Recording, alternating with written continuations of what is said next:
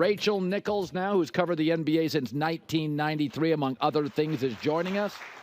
So I'm sitting watching, Rachel. I'm watching South Sudan and Team USA. And at first half, I'm like, what in the world's going on? So listen, there's a lot of global basketball talent. There's a lot of good players out there.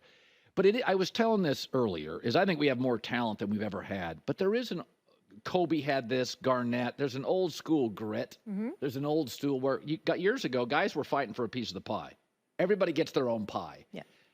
Are you surprised at all that in crisis, they're still leaning on LeBron and Team USA? I mean, I'm not surprised because we just saw him play a season where he did not look 39 years old. So the fact that he's approaching 40 and is doing what he's doing in this Olympic team is, you just have to get used to it at some point because he keeps doing it. I think it's interesting that he's basically been handed the keys. He's the point forward of the team.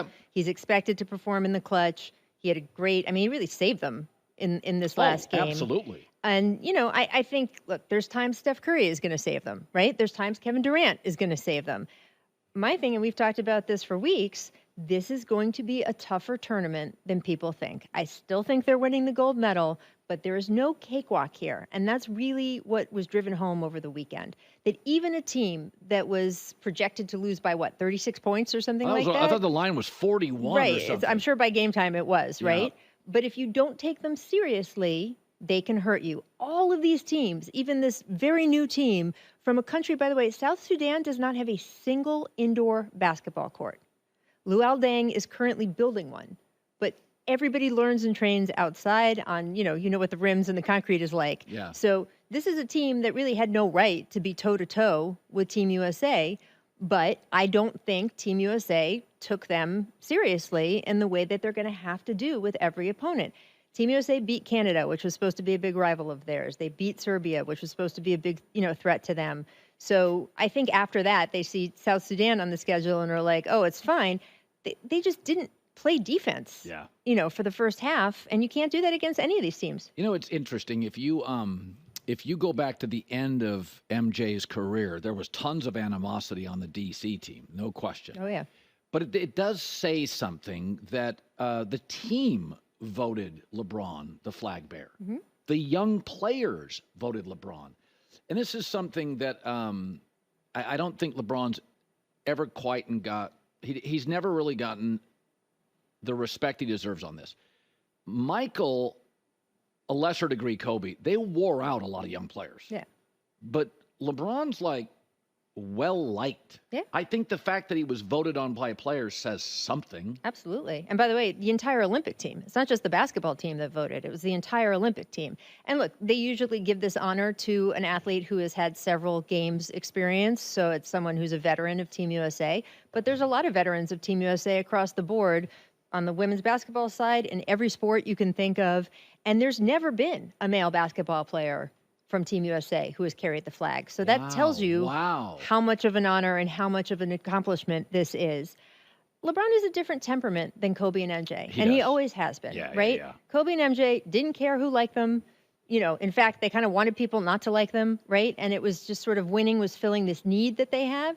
LeBron, to me, has always been someone who winning builds him as opposed to sort of filling something. Yeah. And he wants to be liked. And, he's talked about that in recent years, that when he tried to be the villain in the Heat, he didn't like it. So, I'm not surprised. And he has been much better with young players than some of the vets were with him when he was younger.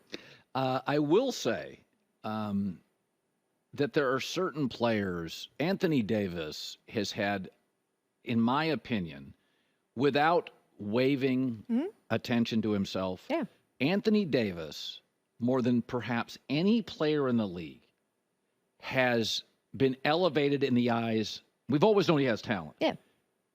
He's a dominant player at the Olympics. He had a dominant season. And there's something about, whereas Embiid is aesthetically more fun, more people campaign for him, do you think privately players are watching this thinking, AD's actually should start? I mean, part of the reason AD is not starting is because they really found some chemistry with him and Bam Adebayo. Yes. And playing them together has yielded them a lot. Yeah. So I think they're reluctant to break that up. And the hope is that Joel sort of plays himself into shape throughout this tournament. Obviously, he missed a huge chunk of time toward the end of the season, got himself together for the playoffs, but that was rocky physically as well. So it's not a shock to see him in this capacity.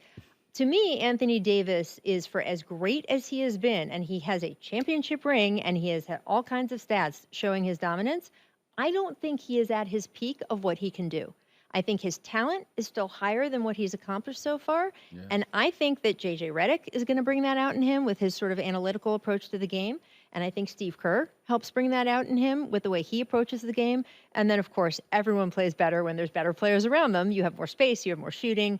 It also speaks to the Lakers roster and what they don't have. Now, of course, they're not going to have a team of elite Hall of Fame All-Stars. Right. But just even the shooting around AD in this tournament versus what he has at home, quote unquote, it's pretty different. And, you know, the Lakers know they need to address it.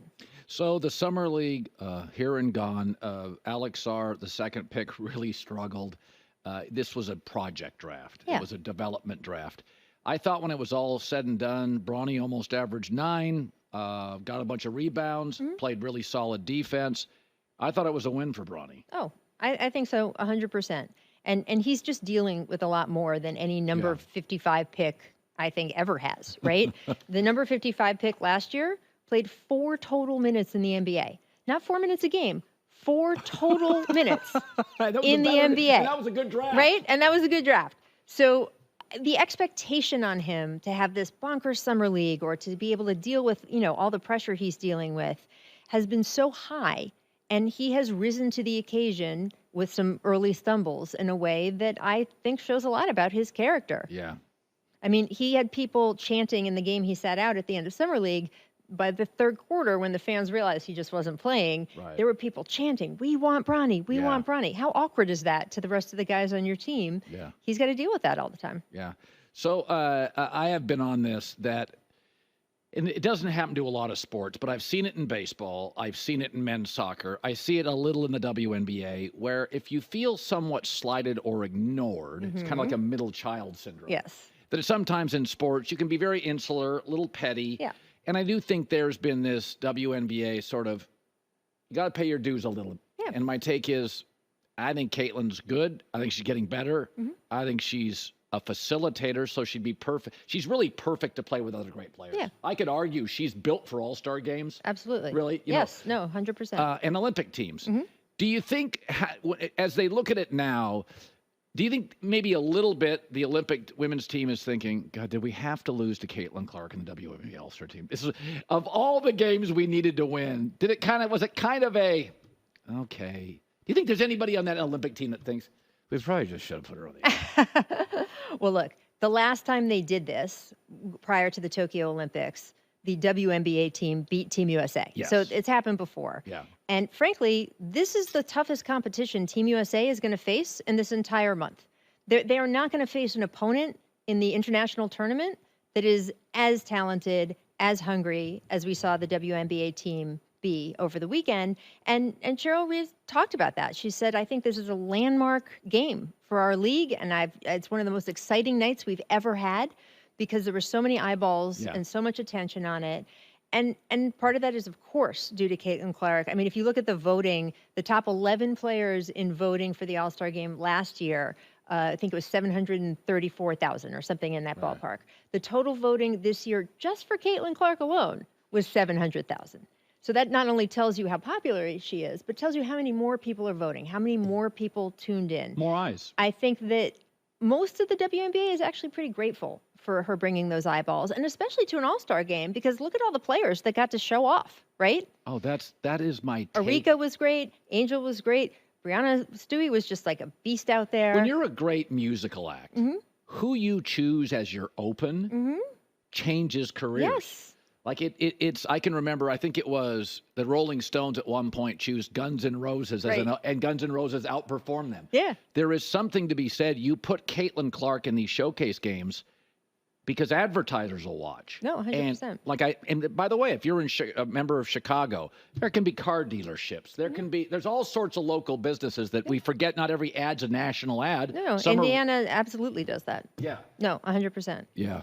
I mean, as for Team USA, I will say this. I think that Caitlin Clark is more relieved not to be on Team USA than she was when the selection process was going on. I think she wanted to be on Team USA when the selection process is going on, but she talked at this All-Star game about how exhausted she is. She's played a year straight of basketball. The calendar going from college to pros for the women. Because the WNBA season, you don't get the layoff after college. No, her last basketball game for Iowa was in April, and the draft is April 13th, and they get into training camp 2 weeks later. So she's very tired from all of that basketball, and frankly, also from carrying the leagues that she's been in. She's had the most attention on her, and I think it's affected her shot. Her shot didn't go in this All-Star game. She's lost her legs a little bit. She's been a little bit, tough from the three-point line for a while, and I think it's exhaustion. And she just said, I'm looking forward to taking a month off. I'll see you at the end of it. I think we're going to see a rejuvenated Caitlin Clark for this final run of the season. Rachel Nichols in studio. Love having you. Hope you had. What did you do this weekend? He was shooting baskets. I was doing Lobster Fest. What did you do? My brother's in town visiting from New York, so lots of good dinners. Now, this is the chef. No, this is the other brother. So, yes, the chef brother lives here in Los Angeles. I'm not going to get into Rachel's family, but I got some people. There's some people. There's a lot of good meals. Yes. I'm going to tell you that. Although I do want to say that because I have 2 brothers and no sisters, everyone asks me, oh, did your brothers get you into sports? And I got my younger brother into sports, and my older brother doesn't watch sports at all. So I just want to say that the equation was flipped. Thank you very much. You're the flag bearer for sports in your family. Thank you. Hi, everybody. It's me, Uncle Colin. Subscribe here to get the latest from the herd, including exclusive behind-the-scenes videos and more, wherever you may be, however you may be watching. Thanks again for making us part of your day.